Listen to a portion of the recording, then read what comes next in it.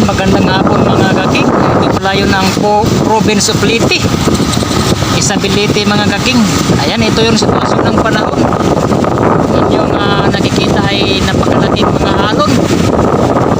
Ayan, kinatangay hanggang doon sa pinakagilid. At ang dagat na kulay asol ngayon naging kulay creamy white dahil sa sobrang halukay. Kung sa Bisaya pa nalubog. Ayan mga kaking, yung alon niya sobrang laki. Pati yung mga basura ay natangay hanggang dito sa gilid. Yung mga basura mga kaking. Kanina nga lang tanghali ay itong tubig na ito, tubig na dagat ay lampas pa dito sa pier ng Isabelite. Dahil sa habagat, malakas na hangin, kaya umaapaw yung dagat dito sa pier. At dahil na rin siyempre sa high tide, dahil buwan ng July ngayon, June, July, ayan na ang kasagsagan na mataas yung tubig ng dagat. Ayan sa unahan, malaki talaga na mga alon yan, ayan. Pati doon sa isipin mo, ang taas na nitong pier na ito. Yan pier.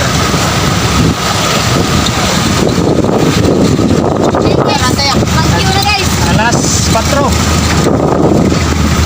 Ayan, ito napapansin ninyo may tubig pa kasi umapaw ang dagat kanina dito. Itong pier mga kaking ay mataas to, halos 8 feet ito mula sa dagat. Ang taas, pero hindi mo akalain na naabutin pa rin ang dagat, lalo na pag habagat. Ayan, kung napapansin niyo medyo basa pa yung ibang parte ng kalsada. Inabot yan kanina ng tubig ng dagat. Ayan, ang lakas ng alon. Ayan, ipakita ko lang sa inyo ang kunting sa kabila na bayo ng ayan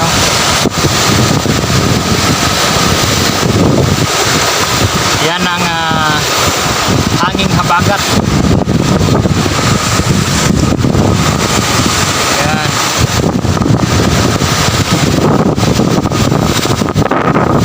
Ayan, sumasayaw-sayaw yung alon sa gilid.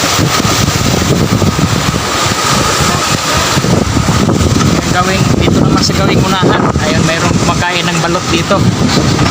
Masarap na balot, yummy.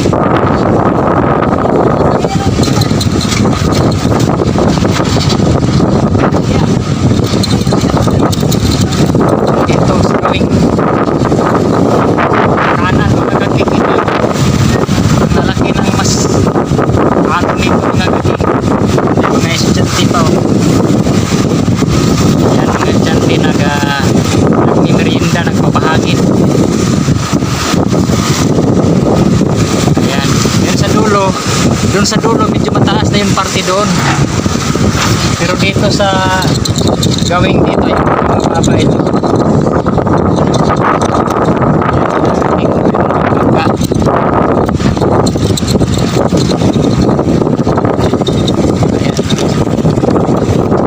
Ayan ang bangka ngayon, dito kapaglaot dahil malakas yung alon. Tagilid yung mga bangka ngayon mga kaking. Ayan, binabayo ng alon.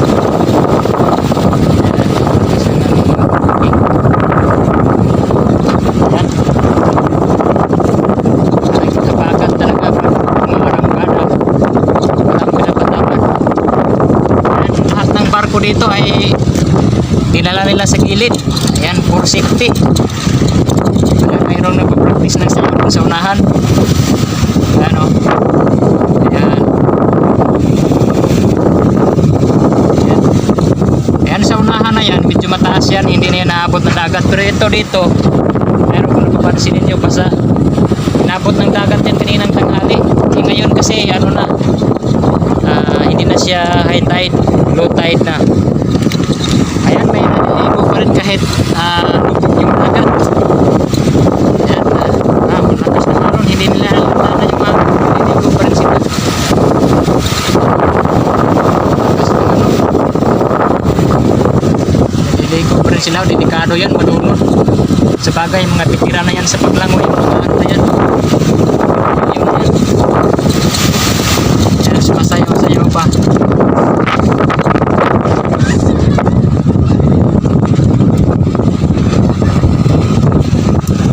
Ayan, ito na. Sa napapansin ninyo, ito mga matindi.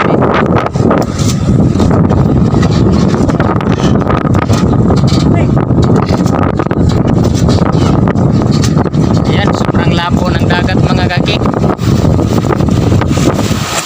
Talagang ang kulay asul nagiging nagiging creamy or nagiging doon naman sa gawing na yun. Yan yung isdaan na mga palengke. Ayan, medyo malabo nga lang dahil pinapalaki ko.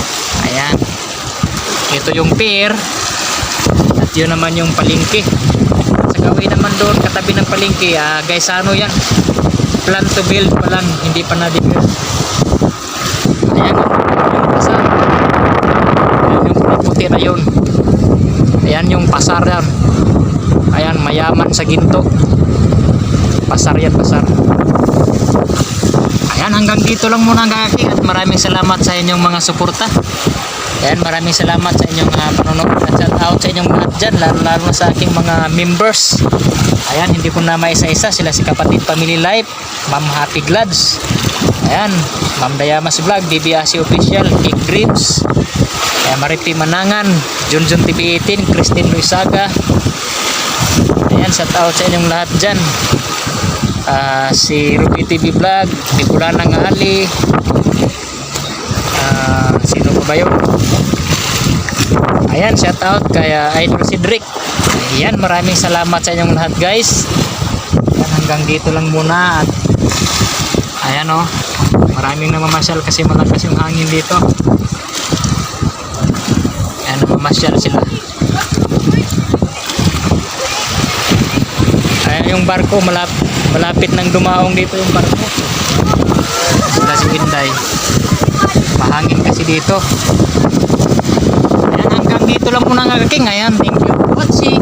Ayan, maraming salamat guys sa inyong lahat.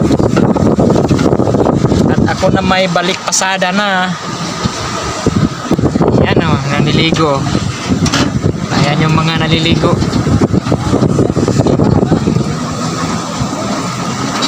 Ayan guys.